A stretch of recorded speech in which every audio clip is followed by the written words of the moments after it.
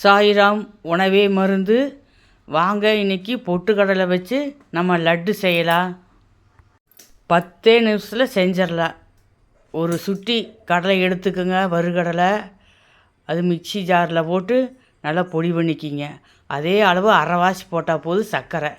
அது ஏலக்காய் போட்டு இது மிக்சி ஜாரில் அடித்து அதில் கலத்துக்குங்க. நல்லா கலக்கி விடுங்க.